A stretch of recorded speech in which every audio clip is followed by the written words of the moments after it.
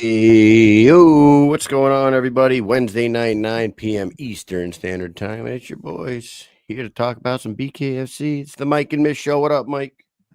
Shout out, let's go, boy. Shout out, That's what let's I'm go, talking boy. about. Shout out, let's go, boy, to our boys in LA. I hope they're okay. Yeah, man. Worried about those. I mean, that city's crazy right now, and shit's going down. So I had to check in on those guys the other day. Luckily, they weren't even in town, so they weren't in the mix, but getting a little crazy out there, huh, Mike? Yeah, I'd always imagine them being stoned for being sexual deviants, but not for just walking down the streets of LA. You know what I mean? Oh, I thought you were just going to say, I always imagine them being stoned. I mean, it's not hard to imagine. I've always imagined them being stoned. Yeah, it's not very hard to imagine. It's not hard to imagine at all, man. No. Oh, Jesus, that's great. Well, hey, it's good to see you still alive down there in the freaking jail cell that you're in. I hope you guys are doing great work, and you'll be back in the great state of Connecticut tomorrow, and just in time because we got an event this weekend. Mike, you're a busy man. Yeah, very busy. One wake up, and I'm out of prison. One wake up. I've been released. I got my release papers. I can leave. Nice. Is it like a 5-hour drive? 8-hour drive? No, not even. It's like 4. Oh, Less shit. than 4. Ain't bad. Not too bad far. at all. Not too far, but don't tell anyone that. I'm so far away, I'll never be able to get back. It's so crazy. It's crazy here. I hate it. Dude, nice so I'm doing all the annual training shit up here too, and I'm gonna tell you, dude, yesterday I felt like I was unlocking fucking my John Wick level with the pistol on the range. Everything I was shooting was going down like fast too. Everything that was popping up, pop, pop, pop, pop. Nice. But so I'm 26 for 26 in the weapon jams, and it jams. I'm like, I eject and I freaking let the slide move forward. I'm patting it, and it's like jam, and I'm like, God, damn. It was raining and muddy and shit. You know what I mean? So the gun got all mucked up. Ew. So I went 26 for 30, but I didn't even shoot the 4 shots. You know what I mean? So Damn. it was like, I was well on my way to being 30 for 30 this year. You know, I've never done that range. The M17 pistol, the new service pistol, is fucking awesome. I want to buy one for the house. It's about $700 though. So yeah. Nice So gun. do you think how many times have you done that range? This will be maybe the 4th or 5th time. Okay. Do you think it's easy? Yeah, it's very On easy. the easy side? Yeah. Yeah, if you're not a stunad, you should be fine. You don't even have to you can sleep through the PMI, and if you've shot a pistol in your life, dude, you'll be fine. It's great. Yeah. Yeah. Nice. But I was a little mad. I was feeling like anything in front of me was dead. And then all of a sudden, the weather and the mud and the muck got in the way, and it's fucking ruined my day. But anyways, you know what? We're back. We're here to talk about some BKFC tonight. We have 3 guests coming on. The first one looked amazing in a 44-second knockout in the first round when he debuted back in February. Parker Porter's back on Parker Porter's back on the show tonight. He's going to be taking on the returning title contender, bro. Dillon Cleckler is coming back. I can't believe it. So, I know. I can't wait to see him actually and talk to him, see what he's been up to, because he's been out of the game for a little bit. He did a little bit of bare knuckle MMA. I've seen him do some bare knuckle. He's been doing things, but he's been out of the BKFC game. He hasn't fought in the BKFC since Arnold, right? Since Orlando, Arnold Adams. Yeah. 2 years ago? That was a long time ago. All right. That was a long time ago. Absolutely. So we got Parker coming on. Then we're going to follow him up with Sito. Our boy Sito's coming back. He came off a great win back in February as well. Super emotional after the fight. But he would look good, man. He looked like the weight cut was great for him back then. And oh, yeah, you know what? Shout out to Ryan in the podcast. I mean, Legends Never Die podcast in the comment section, because Slaughterhouse brought Dillon back. Oh, really? Yes, he's training there. How about that? You didn't know that, did you? So, anyways, we'll talk about that in a little bit. We got Parker, we got Sito, By the way. And then we are going to finish up the show with the always entertaining Cody Vidal.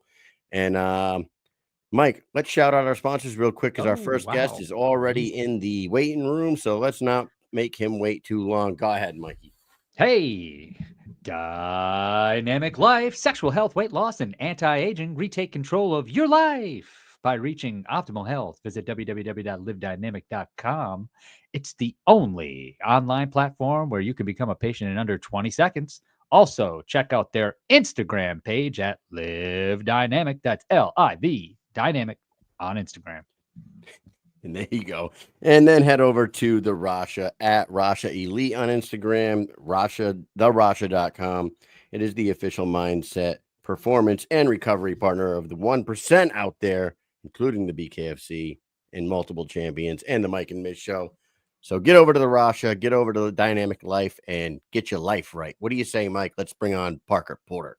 Yes. When we come back, we will be joined by one half of the main event at Mohegan Sun this weekend. Parker Porter. Let's go.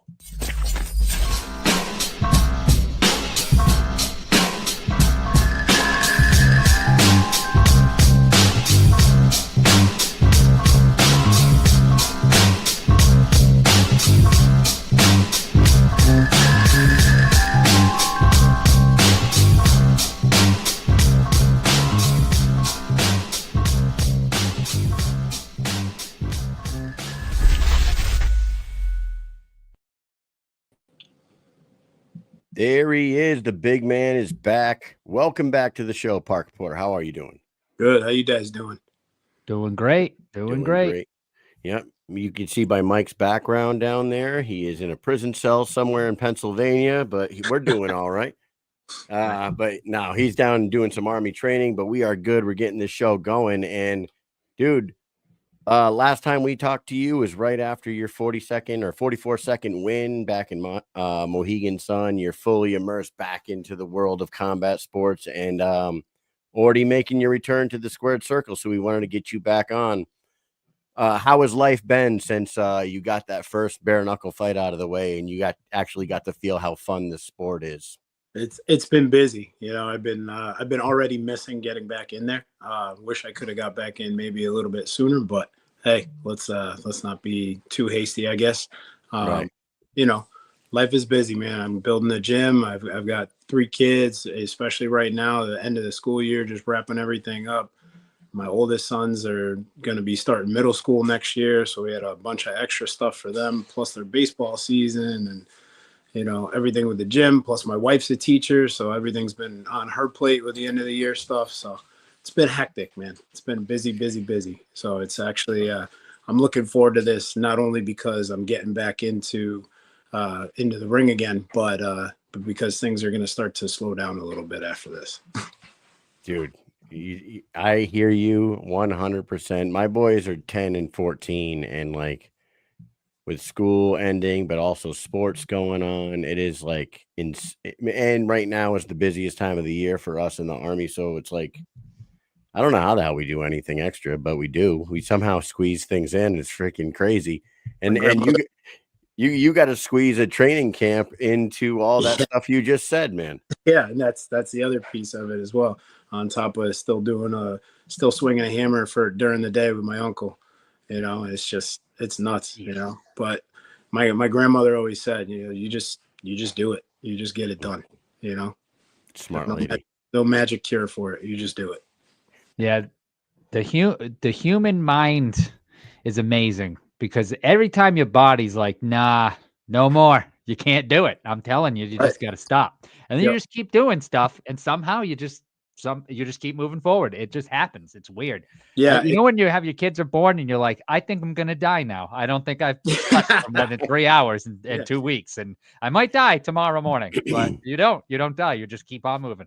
Yeah. I mean, as long as my brain keeps going, I can push the body through it. It's when I'm fried mentally. That's when it's a hard time to push through. Yeah, it's crazy. I hear you, man. you talked about you wish you came back sooner, but maybe the little break was since it is the end of the school year and all that stuff, and you're working and all that. Maybe it was a blessing. Yeah. And you're coming back to a big name in the world of bare knuckle. Dillon Cleckler was a big name when we last saw him. Like we were just talking about it before bringing you on. Last time we saw him, he was fighting for the heavyweight title against Arnold Adams. He's been off for a little while. He's been doing other things, but no offense to Chase Gormley. I think I'd say his name. Is it Gormley or Gormley? Gormley. He big bad dude himself, but Dillon Cleckler is a big step up for yourself in the world of bare knuckle, and a win over him could be huge in your journey here. No, I'm well aware of that, so I'm obviously not taking it lightly. Not that I ever take any fight lightly, but when there's extra weight behind it, we make sure we can carry it. I wanted to ask you, because we talked to you right after your last fight. So now you've had some time off and you got a training camp going. After the first fight, which you got, I mean, you had a training camp before that one, but the knockout was 44 seconds into the first round. So it's almost like disappointing you didn't get to really work on everything that you were working on. But this time, right? So you have your training camp, you get your 44-second finish. Were there any adjustments to your training camp now as far as the sport goes? Like, did you realize that maybe I don't need to, obviously you're not going to be wressling or doing any jiu-jitsu, but right. were there any adjustments that you thought maybe this is definitely something that I got to work on? No, not so much in terms of like the conditioning or preparation in terms of that, but like, specifically like tightening up certain techniques, being a little crisper and cleaner with the punches and not just winging wild loopy shots all the time. They have their time and place, but being a little more particular and surgical with the striking, nice and sharp and crisp. And of course, I'm a big advocate for footwork in general. So we put more work into that and making sure we're staying nice and mobile. Absolutely. Yeah. And in that short, sample, we got to see you in that circle ring. You look pretty comfortable in there and you did your thing. You seem like you were pretty comfortable in there, huh? Oh yeah, man. I mean, I've been fighting for a long time, and like the rules are obviously different from one sport to the next, but a fight's a fight. So, in terms of that, like, yeah, I just felt like I was at home, and it was even more comfortable to be obviously at Mohegan Sun, which is home. House. Now, Mike will agree with me on this one. Dillon Cleckler is known for his power. I don't know if you knew of Dillon before they offered the fight to you, but I'm sure, you're a professional. You did your homework. You see, he's known for his power. Anything in particular you're working on to counter the power of Dillon? Speed. Just speed. Yeah, and just being sharp, man. Not making mistakes. Mistakes in any fight can be, they can have drastic costs. And when there's big power involved, those mistakes can be, the end of the game. So just being patient, being cautious, but not timid. Right. So the card itself is friggin' awesome. Yeah. So we're going on to, this is the third Mohegan Sun card, right? The second one you're on, you're headlining it, but you have some massive fights, really, really good fights underneath you. Does that matter to you at all when you go into a fight? Do you care about the rest of the fights on the card? Do you pay attention to them when you're getting ready to come out? I mean, you're going to be sitting back there for a long time. I enjoy watching them because obviously, especially in situations like this, there's so many local guys that I've known, guys that I've cross-trained, guys that I've seen their careers over the same course of my own career, and just kind of we've been mirroring each other. So I would like to be able to, like, I'm kind of like, damn, there's like some good fights that I might miss, but at the same time, it's a work night, man. I'm focused, I'm dialed in. I want to see my friends and comrades win, but I got a job to do, so I'm fixated on that. Fighting at Mohegan Sun, though, you already mentioned it once here, that hometown crowd. What does that do for you? Like stepping in there, like the opportunity to fight in front of your people has to give you like a little extra surge than traveling to Florida and fighting Dillon there, right? Oh, absolutely. Like knowing that, my friends and family are all in the building. That's when I have my best fights. Like fighting in the UFC was great, but not being able to have any of my like close friends or family or loved ones around there the very next day or like right then and there after the fight makes it tougher, especially earlier on fighting with the UFC, like being in the apex for those first 4 fights. Yeah.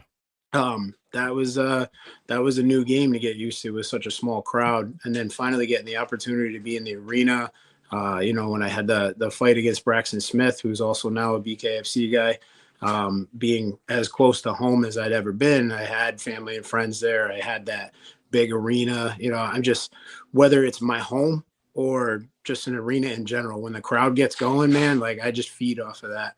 And obviously that's an even bigger blast of energy when it's a hometown crowd and they're all chanting my name and screaming for me. You mentioned the Apex. I have a question about because there, you must see it. I'm sure you've heard this all the time, but this is like the big thing. Should there be more fights there or less fights there? I know we're going off the topic of bare knuckle, but I feel like it's still like crowds and how much they play. I love it from a viewer standpoint. I think it's a big difference. Is it a big difference to you? So I'll agree with you from a viewer standpoint, from a spectator standpoint. Yeah, it's great to watch fights from there because everything's so clean and crisp. You can hear everything. It's not as quite as chaotic or it's not quite as big of a production, so to speak. But from a fighter standpoint, no, man, give me the arena. I want to feel the energy of that crowd, whether they're cheering for me or booing for me. That room, that electricity in the air, it's just not the same without a big room full of people screaming and going.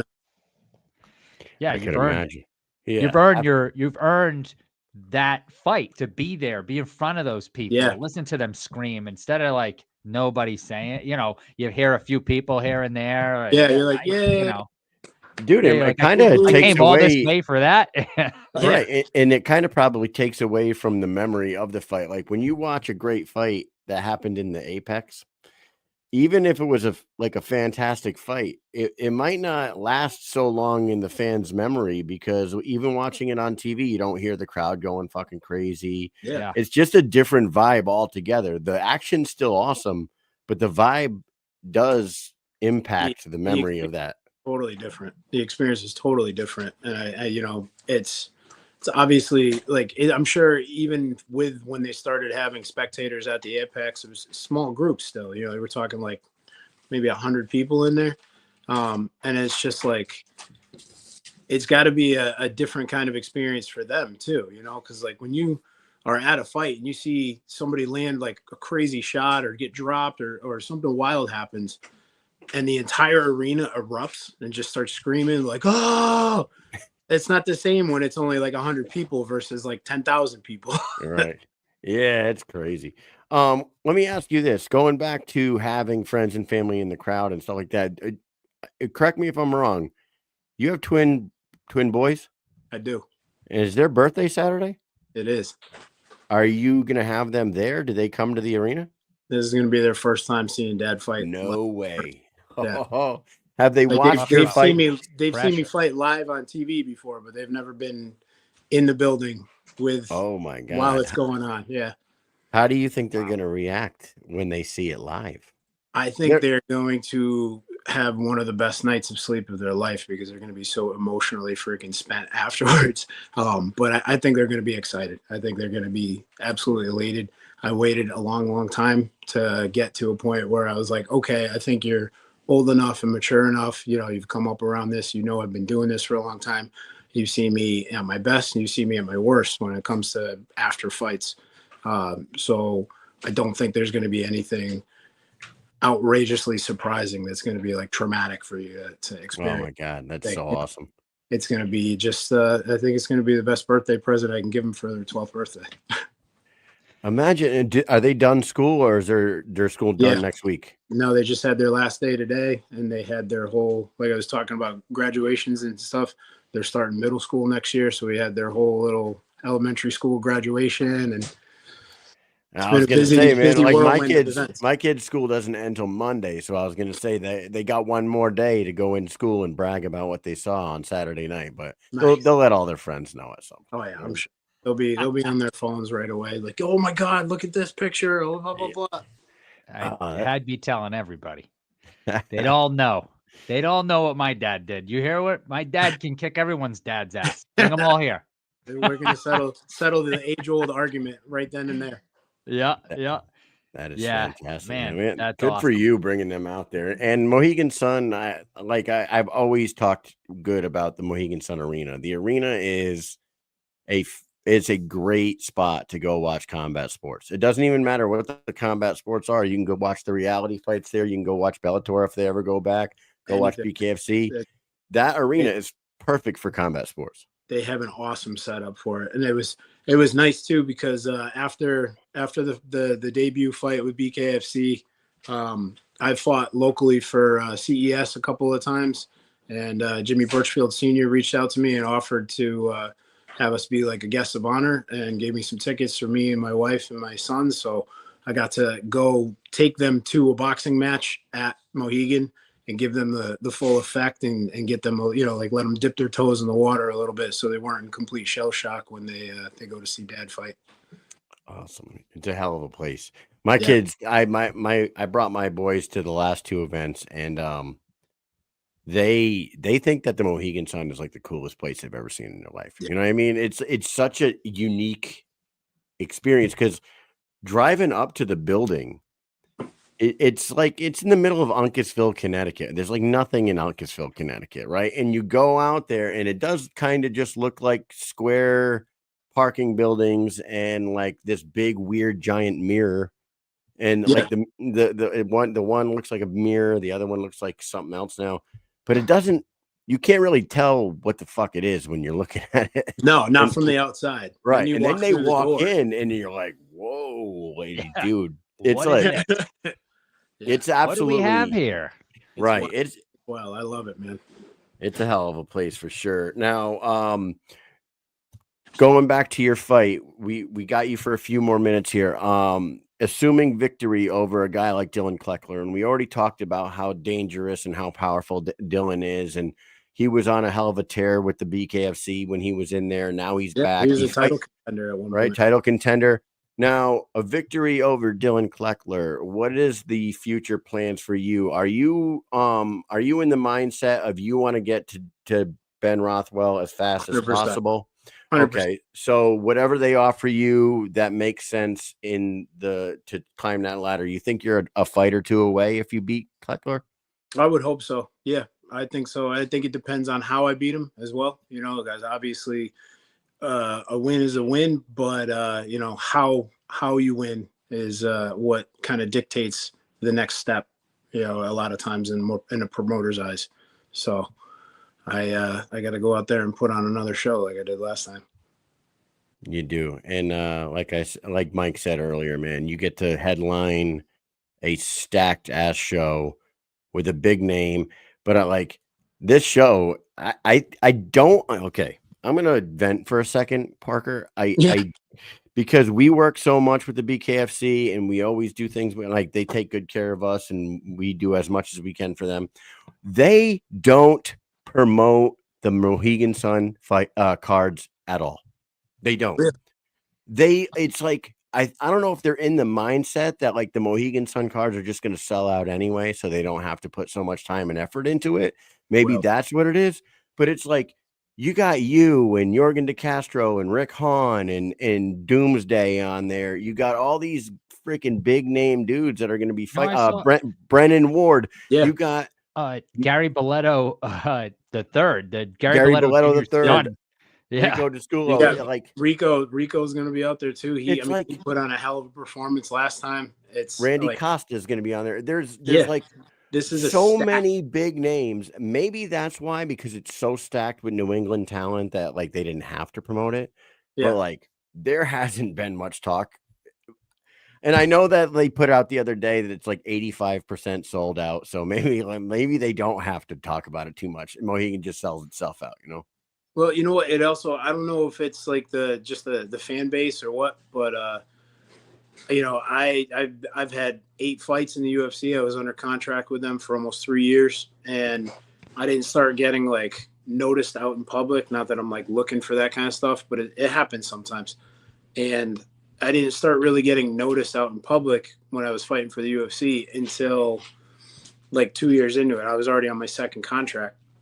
The first time somebody was like, "Oh my God, can I get a picture?" You know, like, whereas I've had one fight with you guys in the BKFC and I got stopped like constantly. I get No stopped way. when I go grocery shopping at Costco. I get stopped at the mall. Like if I'm like out shopping with my kids, like people are just like, "Oh my God, I just have to say I'm a big fan," you know, and people are they're like always kind of hesitant to ask, and I'm like, so I kind of take the reins for them. I'm like, "Do you want to take a picture?" I'm like, I'm not trying to be egotistical, like, "Oh, everybody wants to take a picture with me," but like they don't a lot of times have the nerve, so to speak, or they think like I'm gonna be like, "Nah, man, get out of here," you know. And I'm just They like, also just watched you smile knock and take somebody a out in picture, 44 seconds. you know, like sure, man, why not?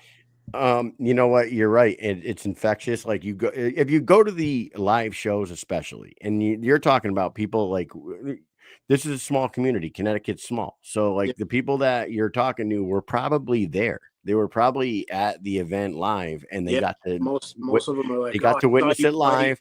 in February and it was amazing. Can I get a picture with you?" Or like, Yeah. "Oh, what's going on next?" Or like, "Oh yeah, you're fighting on Saturday," and blah blah blah. Insane, dude. I was just telling Mike the other day that one of the girls that are in my unit in our unit in Connecticut, she was down in Danbury at a Home Depot and somebody had a bare knuckle t-shirt on and she was like, "Hey, you watch bare knuckle?" Like I'm pretty sure she only knows about the sport because me and Mike, but whatever. But she's a fan now. Like she went to the event live and she thought it was awesome too. But so she saw somebody with a shirt on like you got right now, like a bare knuckle shirt, and she's like, "You watch bare knuckle?" He's like, "Oh yeah, I went to the one in February. It's fucking awesome." He's like, "I'm going June 14th," and she's like, "Oh my God, do you know?" And she like plugged us, and he was like, "Already follow the show. I'm going to the fucking party." Blah blah blah. I was like, "Oh yeah, dude, that's what's up." I love it. Is this the same one you talked about last time who like saw it and thought it was fake? Oh no, No. not her. All right. No, Nope. She's still an idiot. She's Sorry, still I an didn't mean idiot. to throw you under the bus. No, you know what's funny about that? Funny you bring that up because right after the Mike Richmond Jared Warren fight, Yeah. I brought my phone over to her at work on Monday and I was like, "Remember when you said that this sport was fake?" I'm like, "Let me show you something." I showed her and she's like, "Oh my God." Yeah, dude. She's like, "That doesn't mean it wasn't set up." I'm like, "All right, I'm done talking to you. You're a lost cause. You're a lost cause." You Not- clearly watched the Warren fight or the one that just happened with Dyer? Oh, with Dyer, I mean, with the Dyer, the Okay, Dyer yeah, fight. No, that's the one. sure. He got freaking no Yes, way. it was set Nobody's up. getting their head split open like that. Yeah, nobody Right. volunteers for that. Yeah, Holy shit. it was all a storyline for him to get 45 stitches in his forehead. Yeah, Get out. yeah, for The $10,000. Yeah, no. Yeah. There's a lot of recency bias. It's easy to get into the game of recency bias the more you watch any kind of sport or anything. Like that's the best fight I ever saw. That's the best knockout I ever saw. It's the best event, whatever, right? Right. That is probably the second worst injury I think I have seen so far for bare knuckle. And the first one being Dustin Pegg when he broke his jaw, which you didn't see on TV. You knew something happened, but you didn't see it. But the pictures afterwards, I was like, holy shit. Ooh. He broke it down both sides. Maybe we'll show you this weekend. He had like a marionette puppet mouth afterwards. Yeah. That's rough. Yeah. We'll have to But show you this Mike, weekend. yeah, nobody agrees to that. You Stunad, forget that. Nobody. So, anyways, I want to thank you for coming on, man. I always wonder about coming on fight week if you're like trying to just block everything out and get into fight mode. But thanks so much for coming on here. Do you have any closing comments that you want to throw out to the people, BKFC community? Go ahead. If you haven't gotten your tickets yet and you're in the area, you're gonna miss out. Get your tickets now. You're not gonna want to miss this. We got, like we've been saying, super stacked card, tons of talented guys on this card. There's gonna be fireworks as there is with every BKFC event. Thank you to all my training partners. Dan Frazick and Ed Thornton, my coach. Thanks to all my members over at Heavy Hitters Club. And, of course, a special thanks to my wife and my kids because they're always 100% backing me up. And they're one of the biggest driving factors behind what I do. Well, best of luck to you this weekend. Have a blast in front of your home crowd, and happy birthday to your boys. We'll see them there too. So go ahead, give them a big big birthday gift. Give them a birthday gift. Give them something to go brag about with their friends on summer vacation. And we will talk to you this weekend. Mike, do you got anything else for Parker? Hey, thank you so much for coming on, Parker. We'll see you this weekend. We will be there. And then we have an after party at Tom's Watch Bar right outside the arena. So you and your family more than welcome to join us. And for everybody else, you better be there at the fights. But if you really, really, really can't make it, June 14th, Porter versus Cleckler, BKFC Fight Night, Mohegan Sun. It'll be the third time that BKFC is at Mohegan Sun, and we will be there. You better be there, or you better be watching, because it's going to be fireworks. Thank you so much once again. Everybody else, stay tuned, because when we come back, we will be joined by Slick Sito Navarro. Let's go. Later, Parker. See you this weekend. Later.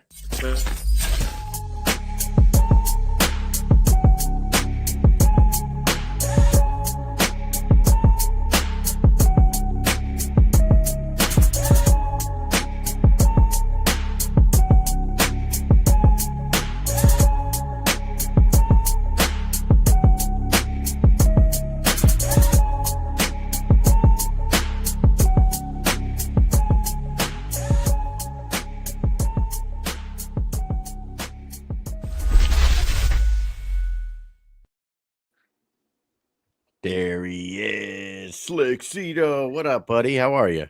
What's up, guys? How you guys doing? What's up? What's up? Look at you, all smiles, feeling good heading into this weekend. Yeah, man. I feel really ready, man. I feel really ready.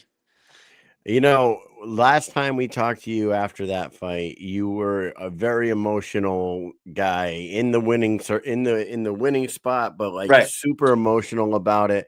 You had the biggest support system there with you that night. Like, you had, I don't know how, out of all the local fighters that were there that night, I feel like you brought the most out. Would you say so?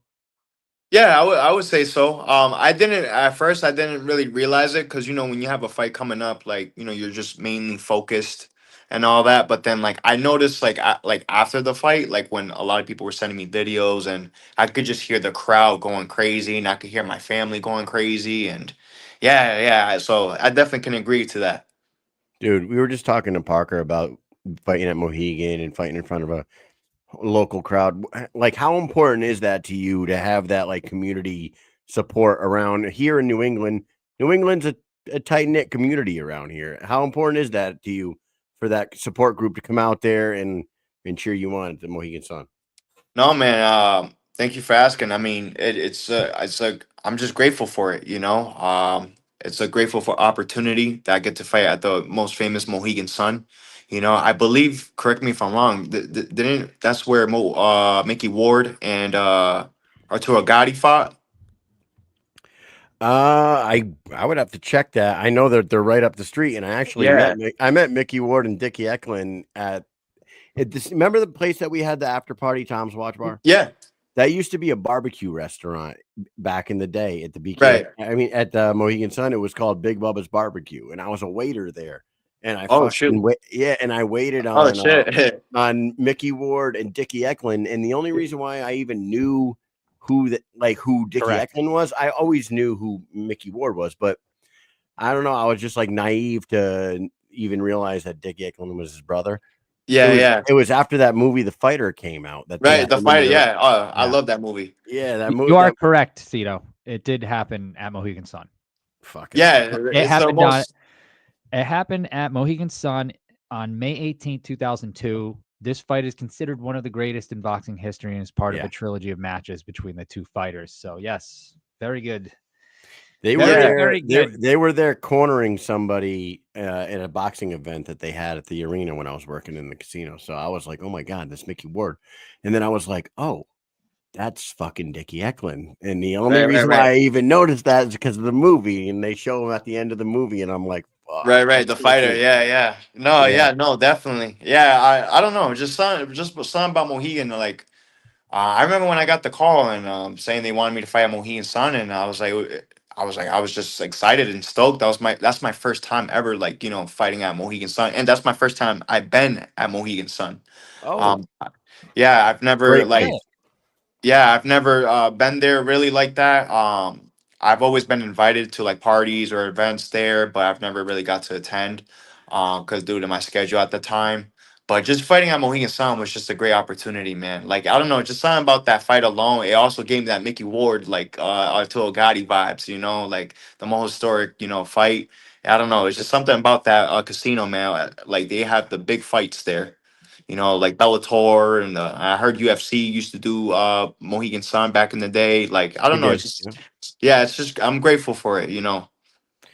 When you fought there, were you able to go? So obviously, we know you're in the arena, right? And we know that you were at Tom's Watch Bar after party. Right? Yeah. Did you get to like check the casino out, like just walk around and check things out? It's a really nice place. It's very cool. No, definitely. So, I remember the day before the fight when I checked in.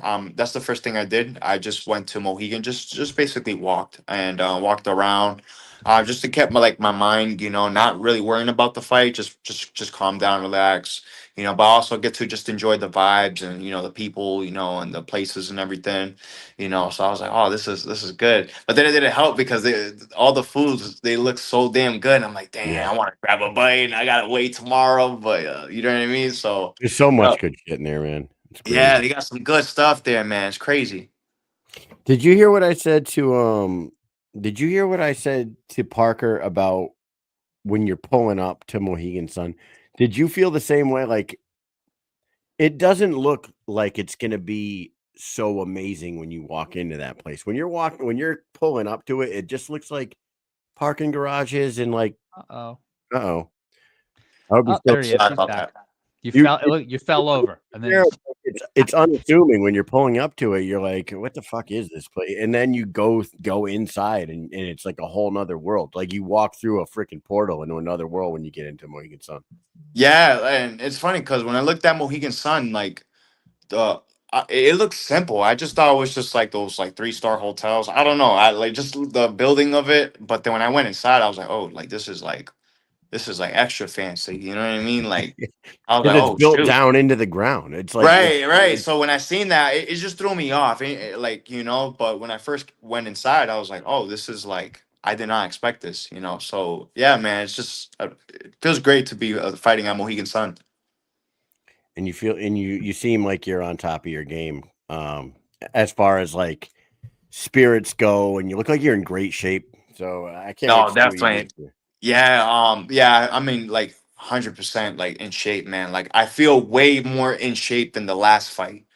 And the reason why I say that is because as we all know, I almost had a 2-year layoff when I fought Grady, and that was a tough fight. Don't get me wrong, and I did not really enjoy that performance, but I was like glad, because I like to, we were banging and everything, but there was so many stuff like I could have done better. But just that fight alone, just like I was like, all right, like, I just got my foot back in the, in the ring to bare knuckle, and I want to stay active, And I got the opportunity, and I was like, all right, great. And believe it or not, I was still training even after the fight. Like I took like a week off, and then I just went straight to the gym, just went straight to the gym and just like worked on a couple things, and since then I just been training. Nice. Wow. So I got to bring up the past a little bit here, and it's for a good reason, because you fought, you won a good fight in New York, right? Then you come back in Albuquerque and you suffer that loss. Yeah. After the fight, some people might know and some people might not know that you were pretty injured after that, right? That was scary for me, knowing you, for us, both of us. And when you came back to the hotel, that was kind of a scary situation. And then it took you a while to come back, right? And I actually thought, like, I'm not sure if he'll ever fight again for BKFC. Right. And then when you popped up and you're fighting again, I was like, holy shit, Sito's back, right? Right. You go in there and you have a fantastic fight. We had a lot of people we knew in that crowd that night, and people loved that fight. So looking back at that knockout, right, and you getting hurt and taking that long road back, getting that win, like how much did that mean to you to like win that fight? Because like, say you went in there and lost, would you have been like, I don't know if I should still do this anymore? But you didn't. You came back and you had, not only did you win, but you had a fantastic fight. So Right, like, right. how does that play into your psyche? You know? You know, it's funny you say that because I said the same thing you literally said. Like, I was like, damn, what if like this fight, if I lost, you know what I mean? Like, would I keep like doing this? Um, but when I just got my hand raised, like, I mean, when I saw, sorry, excuse me, when the referee, you know, just waved it off, I just started like screaming and jumping, like out of excitement, like I was just off the air, and I was just getting so emotional because Yeah. you know I was going through like a lot after that. You know, when I fought Nick Gonzalez, you know, Yeah. I suffered like a really like serious injury, and that there was to a point where like I wouldn't say it was like I don't want to exaggerate it, but it was to a point where like doctors just were concerned of like moving my Sure. neck and you know and moving left and right and you know and it was just really hard and at that time it was a little bit different because you know after I suffered that loss my daughter was just being born and a month after and you know not only I was being there for the mother of my child but I was also suffering this big injury you know and I didn't really like express it to no one like that because at the time I was just embarrassed you know and I but that was my fault and I'm grateful for that and what I mean by that is that I feel like I rushed in that fight. Like I just because after that first fight when I fought in New York, I just Yeah. wanted to get back in there. I was like, no, I gotta get back in there. I gotta get back in there. Like this is my time. This is my time to shine. And then I feel like when the opportunity came and um when the opportunity presented itself, I just thought, yeah, no, let's sign the contract. And it was supposed to be at 135, and he couldn't do 135. So, you know, then we agreed to 145, and that was the thing. Like I regret, like you know, it was just stuff like that. I didn't really talk to my team about it and all that. I just wanted to get back in there, Yeah. and yeah, and but I'm glad that I lost that fight because I looked at it. It was a learning lesson for me I needed that to happen to me you know it just told me like I need to be patient you know great things happen to those that you know wait Yep.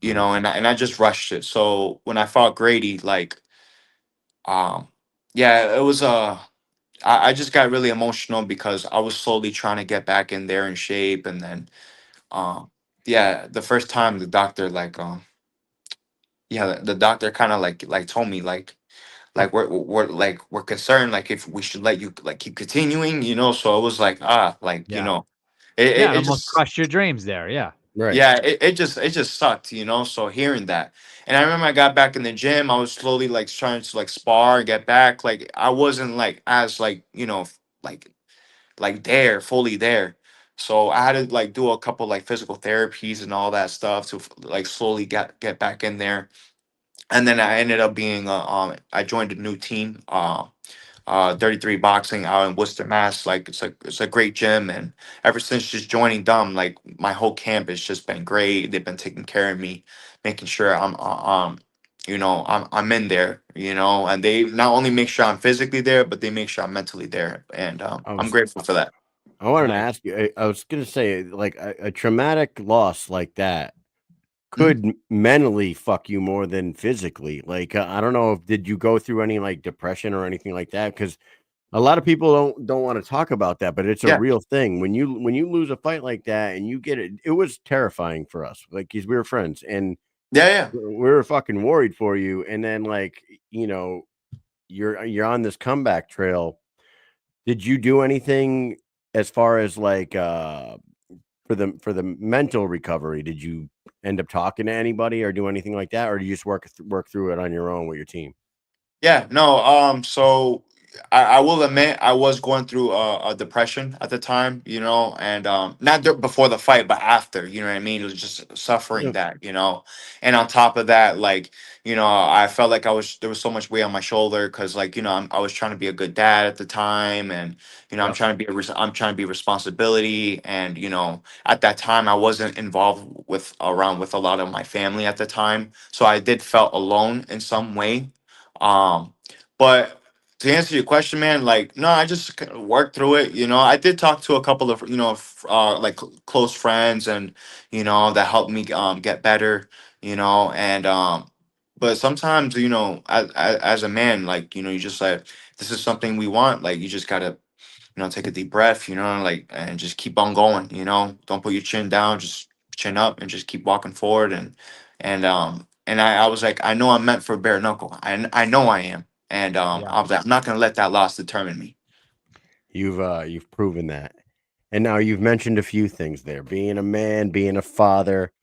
We know that you're a girl. I know that you and Mike are a couple of girl dads over here. A Yeah. couple fucking girl dads. Yes, Just sir. I don't even know what kind of life you guys live because I got all it's boy it's Right, right, boy right.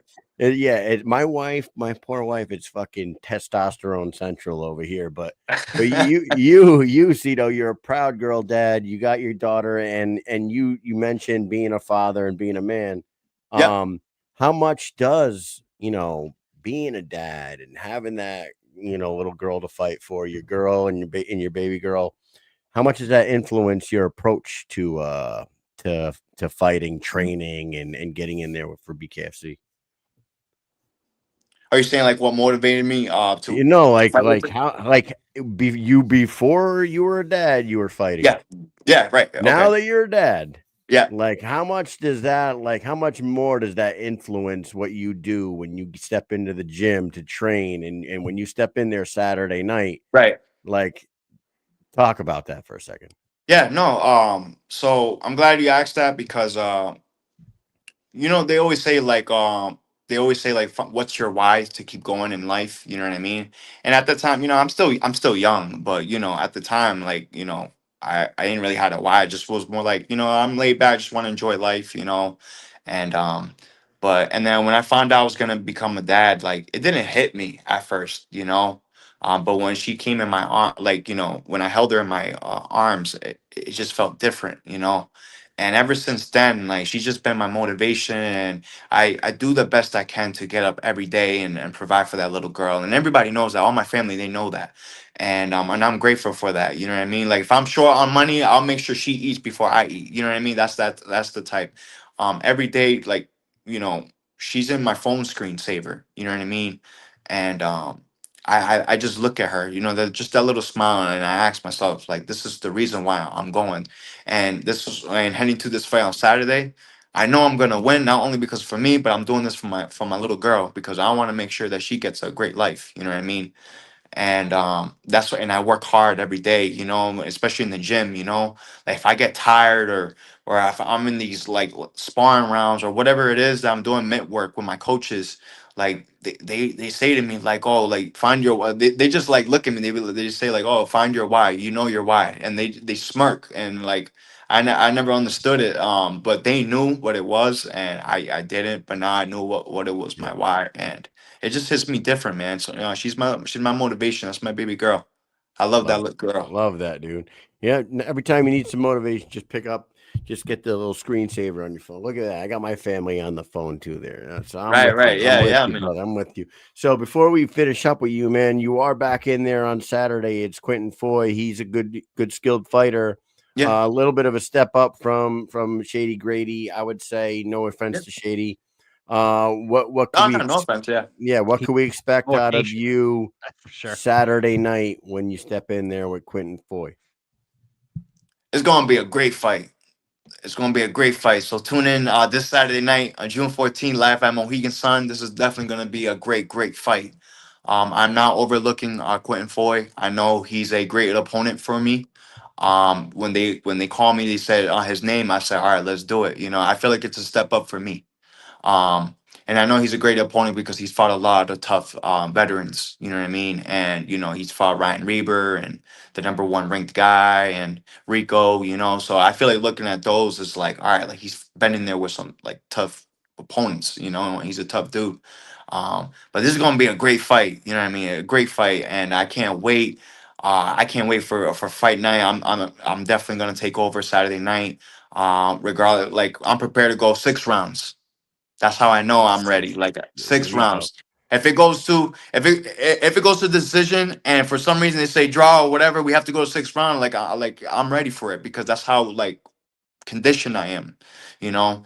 And regardless Love if it. it's fight of the night or knockout of the night, you know, it's gonna be a great fight. I'm looking forward to it for Saturday night. And like I said, man, whoever's tuning in, tune in June 14th, live at the Bare Knuckle BKFC TV app. You know, it's gonna be a great fight. There it is, man. I Yes. can't wait to see you back in there for sure. Go ahead, Mike. One question from the audience, from Large Benjamin. Yeah, his name, it's really Big Ben, but we call him Large Benjamin. So Large Benjamin's asking, if you come out of this fight with a win, all right, who are you calling for? Who I'm calling for? Yeah, if they put the mic in your face, do you Right. have a name, or are you going to keep it a secret? I do have a name, actually. I do have a name. Yeah, I do have a name. I would say tune in Saturday night. It's gonna be a good fight. There's a couple like names I am calling out. No, but the reason why I say that is because Saturday night when they give me that mic, I am gonna mention this guy's name, and I feel like he's been inactive, you know, and I feel like somebody got to step up to fight this man, you know. And I feel like someone like a couple of 135ers are ducking this guy for some reason, you know. So I want to be the one to, you know, just step up and, you know, because I know after beating Quintan Foye, it's gonna put me in the top 5, you know, for sure. You know, and who knows, maybe it'll be in Dubai, you know, or maybe it'll be somewhere good, you know. But I definitely want to say like I want this fight, you know. But if it got to be a big stage, it will be. Love that, dude. Hey, listen, we can't wait to see you back in there in the great arena. The Mohegan Sun Arena is fantastic. You had a blast last time. We had a blast with your family afterwards. We're gonna do an after party at Tom's Watch Bar again. So bring your people up there. Yes. Have a blast. Have some fun with us again, Sito. Yeah, we'll be there for sure. Hell yeah. Any last words for the people watching tonight and Saturday? No, not much. I just want to say thank you both to you guys for taking your time of day to, you know, give me an interview. You know, I'm extremely grateful for that. I always have love for you guys. You know, it's amazing for me that I see you guys starting from here. Now you're like all the way top. So it's like crazy, you know, and just you guys interviewing me is great. But no, other than that, like I said, guys, just, you know, tune in June 14th, this Saturday night at Mohegan Sun. It's going to be a great fight. Shout out to OnlyFans, my new sponsor. I just signed a big deal with them, so I'm proud to announce that. You know, and shout out to my family and my friends. You know, my family and my friends. You know, my manager. You know, DJ Tony. You know, so shout out to them for shout out to him. But my team, like, I'm really grateful for them. You know, and I can't wait for Saturday night. Hell yeah. Beautiful. Well, we will see you. We'll be up the road. We'll be at the weigh-ins, and I'll see you on Saturday. Mike, you got anything else for Sito? Well, Sito, you already know this, and you've already said this, right? But I'm going to say it again, that everybody, if you're not at the damn Mohegan Sun, you're wrong. But if you're wrong, the only way to be right is by tuning in on June 14th to watch Slick Sito versus Foye at BKFC Fight Night Mohegan Sun. It's happening this weekend. All right? Be there or be square. L7 weenie. You don't want to be an L7 weenie, buddy. All right? You better be tuned in to see Slick Sito, because we're going to be there live and in living color, and we'll be at Tom's Watch Bar for the Mike and Mish after party, which is always popping off. Sito was there last time. He knows. We'll see you there again with your fam. Can't wait to see you this weekend. It's just a few days away. And hey, have a great night, and we'll see you later. And everybody who is tuned in right now watching, stay tuned, because we're going to be joined by Cody Vidal. Later, Sito.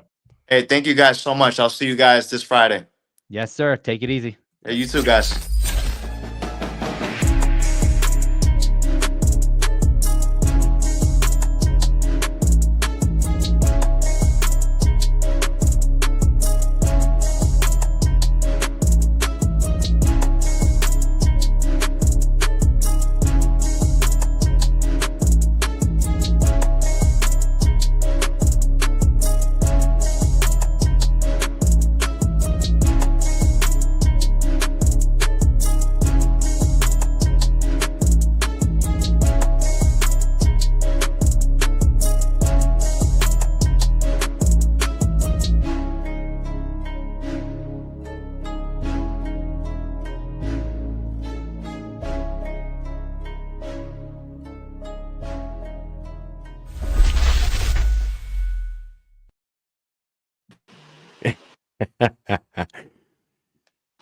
Finally, Vidal has come back to the Mike and Mish show.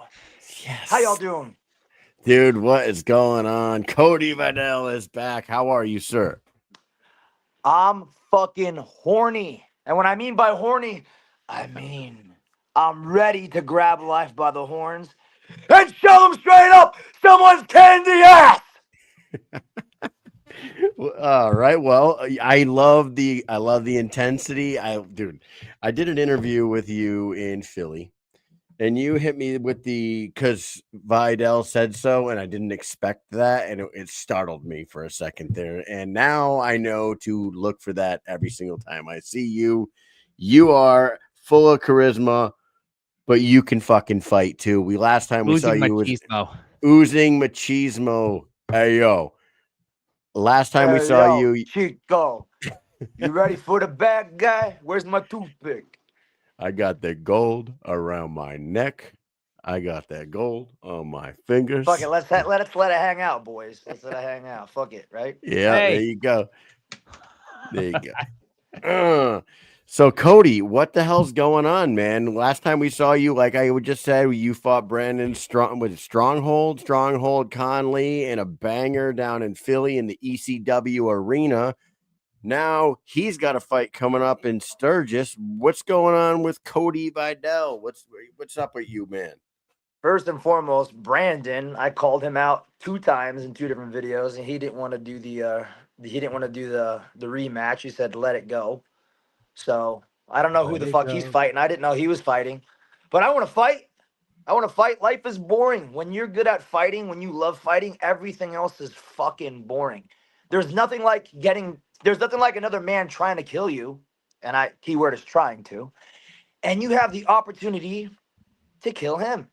And, speaking of Brandon Conley, that was a 5-round war. Respect to Brandon, I'm going to talk some shit here today to be entertaining, but respect to you, Brandon. You hit fucking hard. Those photos that y'all just had were showing those punches, but you know what? I was born to walk through fire. So give me some fucking fire! Let's go! I want to fucking fight! I don't care if it's Philly, July 25th, if it's Italy in September, give me both of them. Give me fucking more war! Let's fucking go! You know who you should fight? How heavy is Alex the Terrible? From Alex the Terrible. Yes, that's the guy from oh my god, what's the band? Alex. Oh my god! Terrible. You're talking about fucking He's headlining. Slaughter to Prevail. He's wants headlining a Top Dog fight. Oh, is he? Did he just do it? Yeah. You and him, I don't know how much he weighs, but he is a fucking maniac. And I feel like if they made you and him in the BKFC, it would be one entertaining as fuck leading up to that fight. And I do believe that you two would bang it out a little bit, but I think you might be a little bit bigger than him. I don't know how much that guy is. Yeah, I'm like 10 or 20 pounds bigger than him. I like him. He's a young Russian kid. Привет, Alex. Меня зовут Cody. Как дела? So I just said, hello, Alex. How you doing? This is my name. How you doing? My name's Cody. In Russian. My son's half Russian. My ex-wife is from St. Petersburg. But with that said, y'all, Alex the Terrible, he's the lead singer of the band Slaughter to Prevail. And I actually used one of his songs for one of my highlights when I walked out in Los Angeles to fight against my buddy Keith Richardson.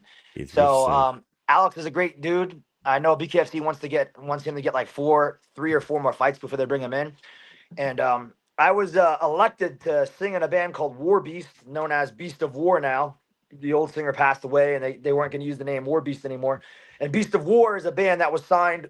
War Beast was a band that was signed to Phil Anselmo's label. Phil Anselmo, the singer of Pantera, he has a label called Housecore Records. But as much as I like to yell and scream, I just think I'm at 36 years old. I'm most focused on my fighting career, most focused on my son and my business, and I zoom out and I look at life and I'm like, okay, I could do all these extravagant fucking different activities.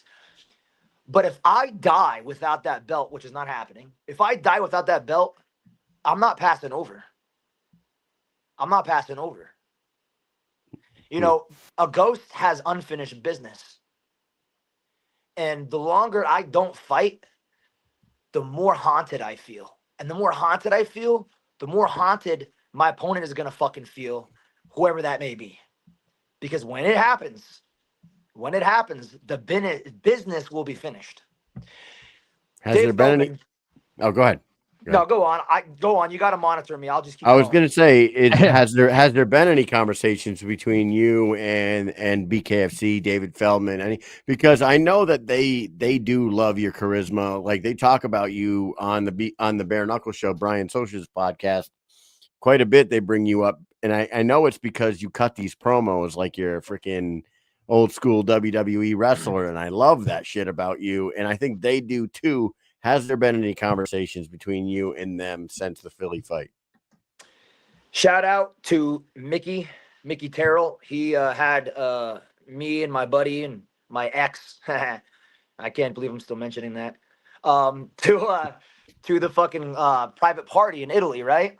Because I went up to Italy as a backup, and nice. We went to the private party, and I looked at Feldman across the room. I was sitting with Mick.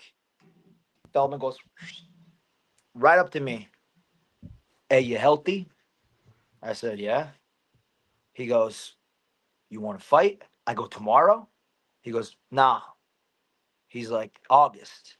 And I don't want to say too much of what Feldman said because I don't know if he wants me to share any of this information or not. But basically, he said to me, look, if I didn't think you could fight, if I didn't think you could win the title, I wouldn't be having this conversation. He goes, yeah, you can fight. You can box, you can punch, you can take a punch, you got balls. And he goes, and you're charismatic. I said, so what do you need from me? He says, you're a really humble guy, and I like that. He goes, but you need to talk more shit. And he goes, I need you to knock 2 fucking people out. The next 2 people you fight, I need you to knock them the fuck out because I know you have it in your tank. He said, your last fight proved it in the 5th round. In the 5th round, I beat Brandon Conley's fucking ass in the 5th round. And I did it with a fucking smile on my face. You saw it at the end. You guys posted a photo. I had a smile on my face because I was like, I fucking did it. And the reason why I said I did it is because I watched the Rocky movies, every single Rocky movie with my kid and my ex at the time. There I go again. Got a big heart. Corazon. And for those that don't know what that means, that's Spanish for heart. Corazon. So I watched all the Rocky movies, and I watched the first Rocky movie, and he goes the distance. And I was like, yo, knocking somebody out. Anybody can knock anybody out. But can you go the fucking distance 5 rounds against the killer like Brandon Conley? Can you take that fucking beating? Can you give the beating while you take it? And I did that. And so I'm proud of myself for that. I am. And so if you look at my fights, first fight was a fucking banger against Keith and to do a cut. Second fight, I went out there. I was healthy in that fight. Fucking ran through that guy. Kevin, love you, buddy. And then I fought Brandon and did the 5-round war with Brandon. So you get a different version every time. You get a guy that's coming out brawling. You get a guy that's fucking is stringing together combinations and going for the kill. And then you get a guy that could fucking just fight for 5 rounds, right? Each time I'm evolving. I'm showing you something different. Dave told me, I get it. I get what you can do. Now knock people the fuck out. Because what happens is, if you knock somebody out, the ratings go through the roof. The ratings on the videos go through the roof. We live in a culture of viral. It's the viral culture. And that's my new fucking nickname, Cody Vital, because every time I fight, there will be a fucking viral highlight. I promise you that. So Dave wants me to knock people out. Dave, I'm swinging for the fucking fences. Dude. Well, let me tell you something. There's a great comment here by a great handle. I'm going to bring it up on the screen actually, because it deserves recognition. Bowls, Beers, and Brawls, a longtime watcher of this show. What's up? This guy's like a mix of Mayhem Miller and Chael Sonnen. I mean, if that's not one of the best compliments in my eyes. I was going to say the Holy same thing. Shit. That was fantastic. That's a fantastic that's a compliment. I would take that as a call, call me crazy, but that is fucking awesome. That's a great compliment, I think. That is a mixture of 2 of the greatest fucking personalities that ever were in mixed martial arts for sure. Bowls, Beers, and Brawls. Love him. Like, he was fantastic. I appreciate that. I appreciate that. Mayhem Miller has ADHD really fucking bad. I have ADHD. And then Chael Sonnen is just fucking delusional, and I'm delusional. But you need to be delusional. He's so good. You need to be delusional. You know, people look at my record and they'll see it's 1-1-1, right? It's like 1 victory, 1 fucking loss, and then fucking 1 draw. But if you watch the fights, I didn't fucking lose. I didn't lose. I lost some blood. I will say it right here on the show that I didn't think you lost to Brandon Conley. That was a draw. You won. That was a draw. I thought he was did considered win. a draw. I mean, no, I mean, I know what I'm saying. That shouldn't have been a draw. Is what I meant to say. What I meant was that shouldn't have been a draw. I thought you won that fight, and I rewatched it a couple times, and I still think you won the fight. So I think that one should have been run back. And I thought he won when I walked up to him after the fight. Right. I was like, "Hey, man, good fight." And I was like, he's like, "No, it was a draw," because we were out in the hallway doing an interview, and from the TV, all I saw was a clip of your arm up, but I didn't see his arm up. I just saw you like this, bringing your arm down, and I was like, "Oh shit!" And then you're like, "No, it was a draw." I was like, "Wait, what?" I saw most of that fight. I really thought you won. I really did think that you won that fight. So I don't know. Well, that photo you have of me smiling with my hand in the air, and then his hand's like down here. I have the clip. Right before that happened, I have the clip. He looks at me and goes, in his Ohio accent, "You got me?" And I said, "What?" And he goes, "You got me?" I go, "Yeah."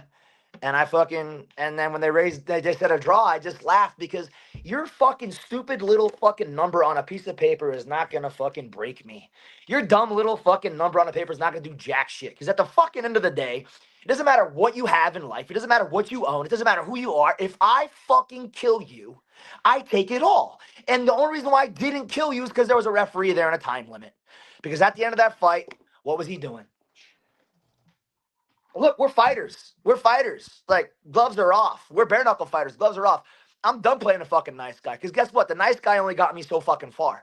The nice guy in life and relationships only gets you so fucking so far. The nice guy amongst fucking society only gets you so fucking far. I'll help those that want to be helped. I'll love those that want to love me back. But when it comes to putting boundaries and setting boundaries for myself, it's something I never fucking did. The boundaries that I'm setting for myself are within the BKFC ring. And that boundary, you can't fucking hide from me. And I get to do whatever the fuck I want to do to you in that fucking ring. So BKFC watching this, put me in the fucking ring every fucking 2 months. As long as these fucking hands are healthy, as long as I'm healthy, I will fight every fucking 2 months. I'll give every ounce of my blood because I only actually fucking care about one passion of mine, only personal passion of mine. That is fighting, that is winning, that is representing BKFC, that is representing combat sports, that is representing violence with fucking virtue. And the virtue that I have is right here, right now. I do it for the love of competition. I do it for the love of war. And like Wanderlei Silva said, peace on earth, war in the ring. Peace on earth, war in the ring. I never advocate for war, but if it's in the fucking ring, if it's sport, if it's mutual combat, let's get bloody. Dude, I love your energy. I love your energy. They need to get you in there now. You've been fighting at 185 light heavyweight. Is that as low as you can go? Can you go to 175 and fight guys at 175? Can you go any lower than that, or would you go up from 185? What do you want to do as far as, because you want to fight now? If they called you and gave you a 175, could you make that, or is that too small? I could take a shit and make 175. There you go. So you basically been fighting at your walk around weight at 185. Well, I normally walk around at 200 pounds. Okay. And ever since Italy, I've been fucking 185 pounds, 190 pounds. I'm shredded right now. I eat maybe once or twice a day. I'm just shadow boxing and sparring and hitting the mitts. Started lifting weights again because my arms are okay. Everybody has their excuses and their explanations. But I want you guys to know my first BKFC fight, I had a tear right here in the crook of my elbow. A little minor tear, but minor tear gets to be a big tear when you're firing left hooks and uppercuts. Second fight, I was good. I didn't feel that. Third fight, 6 weeks before fighting Brandon Conley, I ripped my fucking forearm up into my bicep. I have videos of it. I have fucking photographic evidence. I didn't even spar one time for the Brandon Conley fight. Not one fucking time, fellas. I did 5 rounds with Brandon Conley. Brandon Conley, I'm giving you the respect that you fucking deserve right here, right now.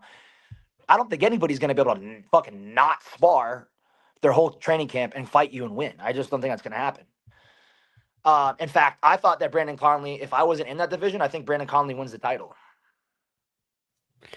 All right. So let's go like this. You got some fight managers in the comment section right now. This guy needs a fight. Ryan, get him a 185 fight. Jomi's 185. There's some 185ers out there that need somebody to dance with. I think Cody Vidal is a good dance partner. You see the charisma, the fight's gonna sell. So you managers out there, you guys got fighters that need fights. You got a guy who needs fights right here. Let's go. Let's fucking make them. BKFC needs to put you on an event soon. Will we see you at an event that we're at? Are you going to go to Texas? I'm going to Texas next week. Are you going to go to Sturgis? Can we see you out in Sturgis? What are you going to do in the meantime? If you can't get a fight, are you going to show up, show your face? Well, now that I know Conley's fighting in Sturgis, I might show up there. I might jump in the ring with a steel chair. Maybe I'll jump in the ring with a Steve Weiser. Maybe I'll jump in the ring with a fucking Penn State jersey on. See how he reacts to that, Mr. Ohio. OH! But with that said, Texas, I lived in Texas for 2 years. Fort Worth, I lived right by Fort Worth. Shout out to Johnny Hendricks and Team Takedown, who I used to train with. Kamaru Usman used to train down there too. With that said, yeah, I might show up. My son's going to Idaho for 3 months for the summer. So I'll just be sitting here in my psychotic mind, daydreaming about fucking hurting people. So, yeah, I might show up. Now, with that said, Gabriel Rapasarda, he's my manager. I give Gabriel all the respect. Gabriel's taking care of me so much. Gabriel believed in me from fucking day one. And so Gabriel's working on fights for me. Feldman talked to me for a while. So I think that Feldman's cooking up something for me. I hope so. And I talked to Nate, and, you know, Nate was like, I'll leave it up to Feldman and Gabriel. And I talked to Gabriel again, and Gabriel's like, I'm talking. We're going to get something going. But I just messaged Gabriel today about September in Italy. So if it's September in Italy, I'll fight somebody from Italy. No problem. I'll beat them too. So my Italian's not too good, but you know, I just want to say that the only Italian I really know that really hits home, no matter where you go, is this: if you think you could beat me, meet me in the ring, and I'm gonna fuck you up. And that's the bottom line. 'Cause my Dale said so. There it is. Yes. I don't think there's much more to be said there, Cody. Thank you so much for coming on here and giving us a little bit of your time. I hope the next time we speak to you, there is fight news, because your energy in and out of the ring is unmatched, and I appreciate that so much as a fan. And thanks for giving us some of your time. Mike, do you got anything else for Cody? Cody, the friggin' Mayhem Miller / Chael Sonnen of the BKFC. Holy shit. I can't wait to see you back in. Love your personality. You got to fight more. Let's go. Hey, sir, Mr. Feldman, please get this guy a fight soon. We know Gabriel's on the job. Love that guy. Listen, Italy. Why don't we all go? Let's make it a date. What do you say, Cody? Yeah, we'll get down. I think we'll we get should all over be to Italy. So Hey. everybody else, make sure you're stay tuned to Cody Vidal, because this is the guy. This is the guy. He's got the machismo. He's ready. Look at him. Listen to him. Can't wait to see you back in there, buddy.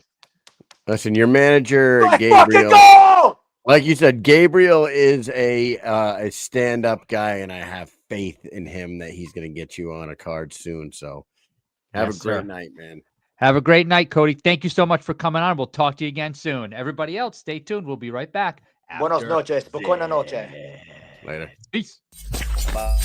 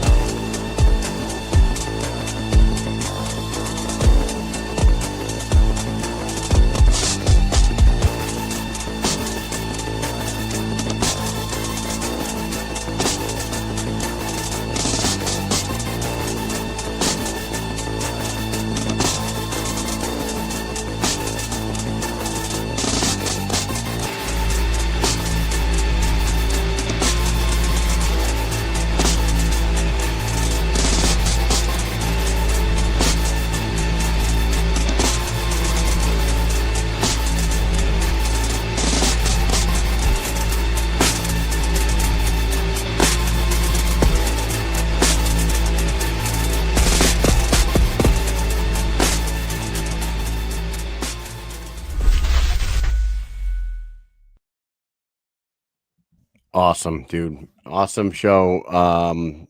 Parker and Sito this weekend, both in great spirits. I love those guys. And man, oh man, Mayhem Miller / Chael Sonnen of the BKFC. Beautiful. Mayhem Sonnen of the BKFC is fucking unbelievable with that guy's energy. So I hope they do get him. Vital to have Vital. It is vital to have Vital. Hey, before we wrap up, I know Mike's coming home tomorrow, so they got a little celebration going on tonight. He's got a little celebrating on. I've got to join the troops. Yeah, he's got to go join his troops, and he's going to have a good time. But Mike, we cannot finish the show without saying something about Dave Mundell. I do have to say this. Dave Mundell once again proved that he is the best in the world. And I don't think there's any argument right now. Right? Dude, he is on a tear of tears. Yes. And he does not seem to be able to be stopped right now. And nothing against Marcus Edwards. Marcus Edwards has looked great. I don't know if he's the guy to get the job done. Donald Sanchez couldn't get the job done. Danny Christie couldn't get the job done. I don't know if Mike Perry gets the job done. It's just like that dude is on another level, right? He has the glow right now. He has the show enough. Bruce Leroy glow. Yeah, he's got he's got that glow. Na, na, na. What'd you think about that? Like, once again, very impressive. He went in there right in the beginning, 2 knockdowns first round, right? Very awesome. Like, he was almost untouchable. Touch and don't be touched. You know, he goes out there and he does it. He was a little bit not upset, but afterwards he was like, damn, I ruined my streak, blah, blah, blah. But guess what? You went out there and he just dominated that fight pretty much. Donald Sanchez is a really good bare knuckle fighter. And, you know, he just really didn't have too much for the number 1 pound for pound bare knuckle fighter in the world, David Redneck Mundell. Like, I will say this about the fight, and I have not watched the fight back. So I'm just going off of watching it the one time. I had major props for Donald Sanchez in the 5th round. I thought that Donald took the 5th round. On first watch, I thought he took it that night. So I thought, Mundell took 1, 2, 3, 4. And then I think he might have. So, props to him after losing 4 straight rounds to come out with some extra energy in that 5th round and take a round. Sure. Just to take a round from that. Give up, right. He didn't stop. Right. He knew he was losing that fight unless he got a knockout. And he still fought anyways. But even to just give up. Just to take a round from Dave Mundell right now is a task in itself. You know what I mean? The dude is on another level. So props to the Redneck one more time, because it was the event was like plagued. The fucking event, it went all the way down to 8 fights, and they almost canceled the fucking event. You know what I mean? It ended up, the show went on, and it was like, it was an okay event overall, but Dave just gave us something to talk about again, because he's just fucking on another level. And before we go, make sure everybody comes out to Mohegan Sun. Go see the fights this weekend, June 14th, Saturday night. It is an absolutely ridiculously stacked card featuring the Porter and Cleckler fight, but you also got Jorgen De Castro versus Josh Watson, Desculo, and Panel. You got all the dude. John Doomsday Howard's fighting Pat Casey. Come on, man. This fucking event is insane. Randy Costa makes his debut with the company. I just said that one. It's just like ridiculously stacked. So get out there if you're in the New England area, as he's running through those more. If you're in the New England area, we cannot talk up the Mohegan Sun Arena enough. It is such a fucking good time out there. And when you go to the fights and the fights are over, you come up to Tom's Watch Bar, you party with me and Mike and about 300 other people, and just have a fucking blast. On that same night, maybe we check out Ice Wars after the event. I don't know. Maybe we can get the guys in Tom's Watch Bar to throw Ice Wars on the TV. Pull it up on the app or something. But you guys got some stuff to watch tonight. Thank you so much to Parker Porter, Sito Navarro and Cody Vidal for coming on. Good luck to the first two, and Cody, get yourself a goddamn fight soon. Shout out to our sponsors, Dynamic Life. Go to @LIV Dynamic on Instagram for weight loss, sexual health, and anti-aging. Hit the link in the bio. 20 seconds later, you could be a patient with Dynamic Life. And then go check out the official mindset and recovery tool of the BKFC, the Rasha @RashaElite on Instagram. Mike, what else you got, man? You got to get to your people. Yep, I've got nothing else. Thank you all for tuning in, and we will have a whole bunch of stuff coming out after this weekend, so make sure you stay tuned. And Kyle goes to Texas next week, so we'll have even more shit next week. It's going to be a busy couple of weeks, Kyle. Thank you, everybody, for tuning in. Mike, go have fun. Else. Peace. Peace.